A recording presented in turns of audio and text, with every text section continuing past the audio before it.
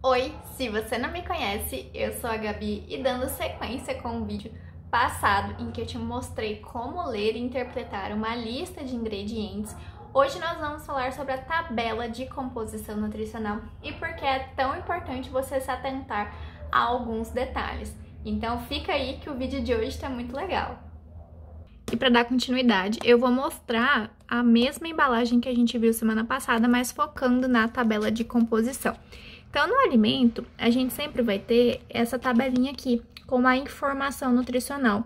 Aqui a gente sabe, por exemplo, o valor energético, né? Então, quantas calorias tem naquela porção, o valor de carboidratos, proteínas, gorduras, fibras, sódio, são componentes que são obrigatórios de ter em todo o rótulo sendo discriminado. E você pode encontrar também, dependendo do alimento, alguns minerais, né? Mas isso é opcional, não é preconizado pela legislação. E a primeira coisa que a gente tem que ter em mente é que essa tabela não corresponde ao alimento todo, e sim à porção. Então, o meu alimento tem, por exemplo, meio quilo, 500 gramas. Só que a porção é de 40 gramas, né? Que corresponderia a meia xícara de chá. Então, essas quantidades é para 40 gramas e não para meio quilo, que isso causa muita confusão, né, nas pessoas que às vezes compram o pacote todo e pensam, nossa, só tem 200 calorias, mas não, a porção só tem 200 calorias, então a primeira coisa que você tem que ficar de olho é na porção e saber que esses valores correspondem ao que você vai encontrar, aqui no caso, meia xícara de chá de granola. E é importante falar que essa composição não deve ser o seu foco na hora de escolher um alimento.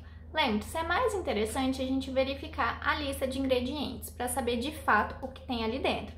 Mas para algumas pessoas pode fazer sentido, né, olhar essa composição quando a gente trabalha com dietas mais restritas, né, por questão de saúde e até mesmo quando a gente vai comparar dois alimentos. Então, por exemplo, eu tenho 2 pães que a lista de ingredientes está ok. Mas para mim, na hora que eu quero comprar pão, eu sempre verifico a quantidade de fibras. Então, eu pego a tabela de composição dessas duas opções e vejo qual que tem mais fibras. Então, nesse sentido, é interessante a gente saber interpretar essa tabela de composição. E hoje a nossa legislação, ela está sendo modificada em relação à padronização, né, da tabela de composição. E a gente vai ter algumas mudanças dentro de 2022 para frente para facilitar essa interpretação, porque diferentes alimentos eles vão ter porções diferentes.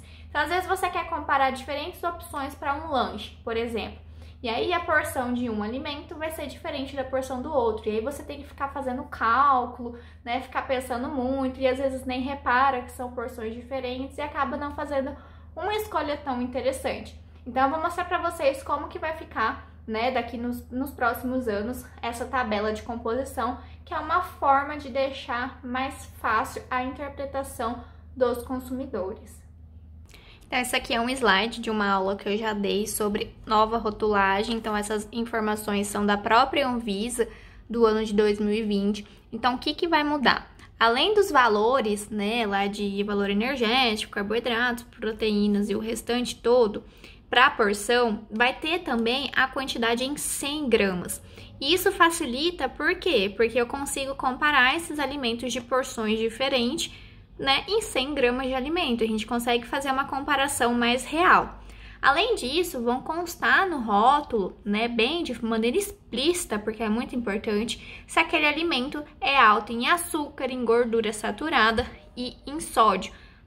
E essas alterações vão acontecer justamente para que nós, consumidores, tenhamos mais ciência, né, daquilo que está presente no meu alimento, porque tem muita gente que não tem essa noção do que tem ali dentro, às vezes só pega o marketing do produto, né, que está escrito assim, fonte de fibras. Mas será mesmo que é fonte de fibras? Como que eu sei que tipo de alimento fonte de fibras tem ali dentro? Aí você vai ler a lista de ingredientes, né, não tem nada de fibras, a quantidade de fibras é pequena, né? Porque infelizmente existem sim algumas falhas na nossa legislação que deixa essa brecha para a indústria de alimentos, que infelizmente se aproveita e nós consumidores acabamos saindo perdendo. Então essas alterações de deixar bem explícito se tem muito açúcar, muita gordura, e essas alterações contra a porção vem para facilitar o nosso entendimento na hora de comprar algum alimento. Então eu espero que com essas informações que eu dei sobre a lista de ingredientes e a tabela de composição, facilite na hora que você for ao supermercado, faça com que você tenha escolhas mais interessantes para o seu dia a dia e tenha consciência daquilo que está consumindo de fato. Então eu espero que vocês tenham gostado e até o próximo vídeo!